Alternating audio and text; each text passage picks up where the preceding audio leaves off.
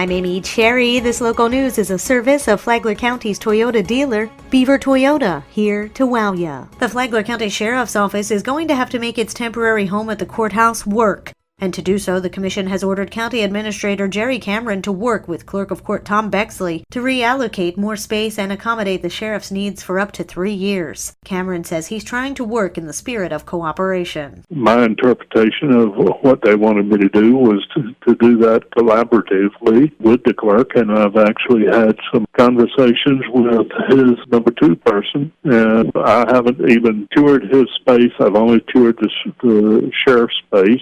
That might be one of the first things that we do. Bexley has said he plans to stand his ground and refuses to change his operations. In response, Cameron said, Let's put it this way. We haven't gotten to the place that I've given a direct ask, but they're certainly communicating. The main issues continue to be a lack of privacy as well as a lack of easy access to an interview room, which is critical to operations. A lack of space has also led to delays in the creation of the cold case and cyber crimes units. Cameron hopes to have a solid solution in time for the Commission's next meeting on June 3rd, as crews begin work on a $15 million permanent operations center in Palm Coast, near the library. Meantime, the Sheriff's Office's Palm Coast precinct operations may move back to their former home, forced to leave City Marketplace due to rising rents and unable to move into the mold-infested Sears building or Island Walk due to ongoing renovations. Operations will move back to 17 North Old Kings Road. Sheriff Rick Staley says the move will save nearly $80,000 annually, after rent was slated to rise to $120,000 a year, up from $77,000.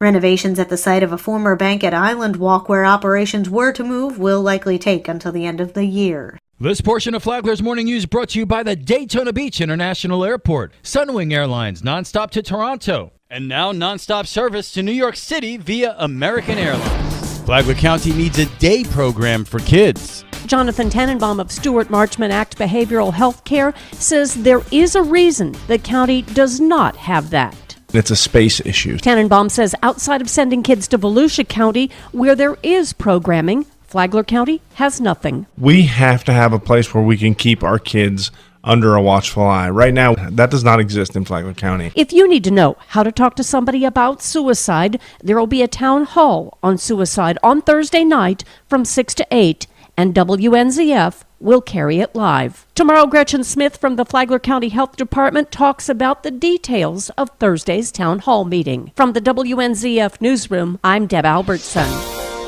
It was a suicide pact, authorities say. He lived, she didn't. And now the trial of Bruce Houghton is underway. Peter Killeen reports. For Catherine Goddard, severe pain had been part of her life since a 2007 car accident. She wanted to move from Palm Coast closer to relatives in New Hampshire, but boyfriend Bruce Houghton was not part of the plan. Yet after he found out, he says the two made a decision to kill themselves by sitting inside a running car in a small garage. When the 52-year-old Goddard's daughter found them, her mother was dead and 54-year-old Houghton was barely breathing. Houghton is on trial for unlawfully assisting Goddard in killing herself. Prosecutors plan to prove that Houghton encouraged Goddard to kill herself by buying her sleeping pills and placing a gun in the car next to her. Several prospective jurors, prior to testimony beginning, said that they felt conflicted rendering a verdict in such a case. For Flagler's Morning News, I'm Peter Killeen. The Flagler County Sheriff's Office dedicates their district office to one of their own.